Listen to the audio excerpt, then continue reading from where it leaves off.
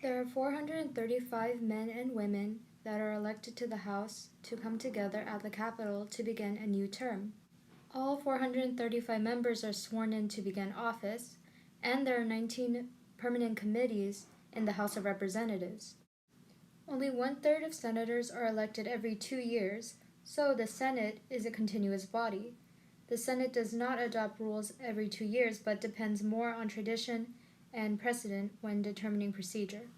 The State of the Union message is a message from the President to Congress, usually given once a year in January or February. In the message, the President talks about important issues facing Americans and offers his ideas in solving the nation's problems, including suggestions for new laws and policies. Here is the importance and powers of the Speaker of the House. So currently the Speaker of the House is Nancy Pelosi, so we will be using her as the example. She is the most influential and important member of the House and is considered the leader of the majority party of the House. And she presides over the House and keeps everything in order. Her major influence is what bills will be heard and considered, is third in line for the presidency behind the vice president, which would be Kamala Harris, and no member may speak until recognized by her, the Speaker. So this is what happens if the Speaker debates or votes in a matter before the House. If he or she chooses to do so, he or she must appoint a temporary presiding officer, the Speaker pro tempore, and that member then occupies the Speaker's chair. The Vice President of the United States, like the Speaker of the House, has the power of presiding officer, cannot debate on the floor, and can only vote to break a tie. This is what the President pro tempore is. Serves in the Vice President's absence. The President pro temp is elected by the Senate itself and is always a leading member of the majority party. Floor leaders is next to the Speaker, the most powerful position in Congress. Both the House and the Senate have floor leaders for each party. They serve as strategists, trying to get their party's legislative agenda in the best position. They are assisted by party whips who help unify the party to vote on critical issues. A whip is an official of a political party whose task is to ensure party discipline in a legislator. This means ensuring that members of the party vote according to the party platform rather than according to their own individual ideology or the will of their donors or constituents. Whips are the party's enforcers. This is the caucus/party/conference. They're closed meetings of the members of each party in each house. It meets just before Congress convenes in January and occasionally during a session. It deals mostly with matters of party organization, such as the selection of the party's floor leaders and questions of committee membership. This is what the committee chairmen do. They decide when the committee should meet, they decide which bills they should consider and determine if they need public hearings, and attempt to help have the bill pass if it is to his or her liking. This is the seniority rule.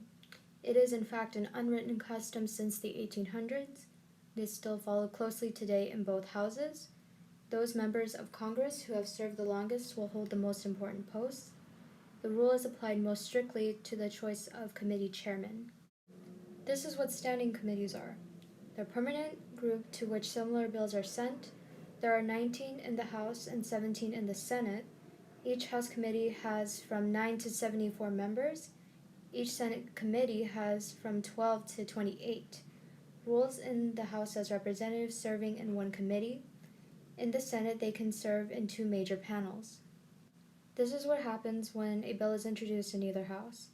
The Speaker or the President of the Senate refers the measure to the appropriate standing committee. The chairman is chosen by a seniority rule. The majority party holds the majority seats in the committee. This is what subcommittees are. Most standing committees are divided into subcommittees, divisions on standing committees that do most of the committee's work. Each subcommittee is responsible for a portion of the committee's workload. This is the House Rules Committee and its purpose. They're called the traffic cop of the lower house. The Rules Committee determines what bills actually go to the floor for consideration. The committee decides whether and under what conditions the full House will consider a measure. The 13-member Rules Committee can speed, delay, or even prevent House action on a measure. In the Senate, the majority floor leader controls the appearance of bills on the floor. Here's the purpose of select committees. This is a special group set up for some specific purpose and most often for a limited time. The Speaker of the House or the President of the Senate appoints the members of these special committees with the advice of the majority and minority leaders. Most select committees are formed to investigate a current matter. It investigates to decide on the need for new laws and the adequacy of the laws it already passed. It also provides an oversight. The executive branch agencies are following policy passed by Congress and investigates a matter to provide attention to a certain topic. This is what joint committees are. It is one composed of members from both houses. Some are select committees set up to serve some temporary purpose. Most are permanent groups that served on a regular basis. This is what conference committees are. Both houses must pass an identical bill in order for it to be sent to the president. When there are differences in the bill among the two houses, the conference committee irons out the differences to produce a compromise bill that both houses will accept. This is what a bill is. Bills are proposed laws or drafts of laws. They are presented to the House or Senate for enactment. Public bills, measures applying to the nation as a whole. Private bills are those measures that apply to certain persons or places rather than the nation generally. Most bills come from the executive branch agencies, private interest groups, or private citizens. All bills dealing with raising of revenue taxes originate from the House of Representatives. The Senate may propose or concur amendments, as on other bills. Measures dealing with any other matter may be introduced into either house. This is what a rider is. In legislative procedure, a rider is an additional provision added to a bill or other measure under the consideration by a legislator having little connection with the subject matter of the bill. This is what happens in the first reading of a bill. A first reading is when a bill is introduced to the legislator. Typically in the United States, the title of the bill is read and the bill is immediately assigned to the committee. The bill is then considered by committee between the first and second readings. This is the second reading. The second reading is normally the first opportunity for a bill to be debated in either house and is the stage where the overall principles of the bill are considered. If the bill passes second reading, it moves on to the committee stage. A second reading is the stage of the legislative process where a draft of a bill is read a second time. In most Westminster systems, a vote is taken on the general outlines of the bill before being sent to a committee. This is what standing committees filter out. When a bill reaches the floor, it receives its second reading in the House. Many bills are considered minor with little opposition and are disposed with quickly. To move a bill to a faster pace, the House can become one large committee of itself, called the Committee of the Whole. Nearly all important measures go through committee as a whole. This is the House sitting, not as itself, but as one large committee. Its rules are much less strict than the rules of the House. Floor action moves along at a faster pace. This is what subcommittees do. A congressional subcommittee in the United States Congress is a subdivision of a United States congressional committee that considers specified matters and reports back to the full committee. Subcommittees are formed by most committees to share specific tasks within the jurisdiction of the full committee. This is what full committees do. Committees are an essential part of the legislative process. Senate committees monitor ongoing governmental operations, identify issues suitable for legislative review, gather and evaluate information, and recommend courses or action to the Senate. This is what it means to be amended. Amendment in government and law, in addition or alteration made to a constitution, statute, or legislative bill or resolution. Amendments can be made to existing constitutions and statutes and are also commonly made to bills in the course of their passage through a legislator. This is what the Bill Committee does. First, a representative sponsors a bill. The bill is then assigned to a committee for study. If released by the committee, the bill is put on a calendar to be voted on, debated, or amended. If the bill passes by simple majority, 218 out of 435, the bill moves to the Senate. This is what the Committee of a Whole does. The purpose of a Committee of a Whole is to relax the usual limits on debate, allowing a more open exchange of views without the urgency of a final vote. Debates in committee of a whole may be recorded but often excluded from the Assembly's minutes. When the committee finishes going through the bill section by section, its work is complete. The members rise and the committee dissolves itself. The House is now back in session. This is the debate in the House. Members can only hold the floor for an hour. More than 1 hour needs unanimous consent. Speaker has the power to force any member who goes off topic to give up the floor. Majority and minority leader generally decide in advance how they will split time in debating the bill. Anytime any member may move the previous question, that is, any member may demand a vote on the issue before the House. If that motion passes, only 40 minutes of further debate are allowed before a vote is taken.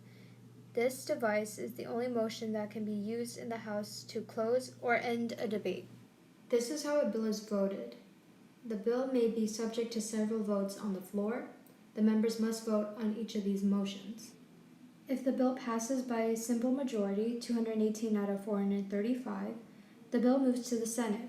In the Senate, the bill is assigned to another committee, and if released, debated and voted on. This is how proceedings in the Senate are different from the House. Bills are introduced by senators, who are formally recognized for that purpose. A measure is then given to a number and short title, read twice and referred to committee. Senate's proceedings are less formal and the rules of debate between the House and the House. The major differences in House and Senate procedure involves debate.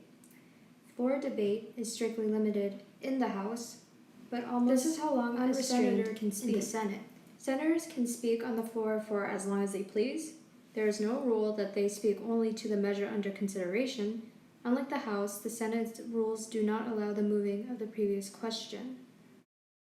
An example of this is Strom Thurmond. He spoke for a total of 24 hours and 18 minutes. This is Senate rules in regards to moving the previous question. In U.S. parliamentary procedure, the previous question, also known as calling for the question, calling the question, close debate, calling for a vote, vote now, or other similar forms, is generally used as a motion to end debate on a pending proposal and bring it to an immediate vote. This is what unanimous consent is. It's an agreement on any question or matter before the Senate that sets aside a rule of procedure to expedite proceedings. Many requests for unanimous consent are routine, but if any senator objects, the request is rejected. This is what filibuster is.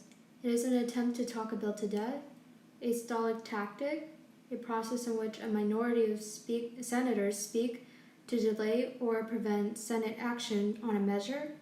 Filibuster tries to monopolize the Senate floor. It's time that the Senate must either drop the bill or change it in some manner acceptable to the minority. The Senate tradition of unlimited debate has allowed for the use of the filibuster, a loosely defined term for action designing to prolong debate and delay or prevent a vote on a bill, resolution, amendment, or other debatable question. This is the 4 constitution options of the President once a bill is passed by the House and Senate. The President may sign the bill and then it becomes a law.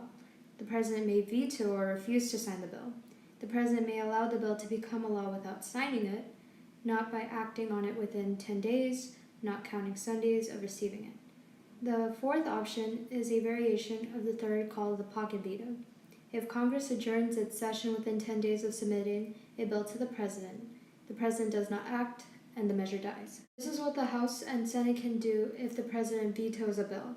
The measure then must be returned to the House in which it originated, together with the President's objections, a veto message. Congress may then pass the bill over the President's veto by 2/3 vote of the members of each House.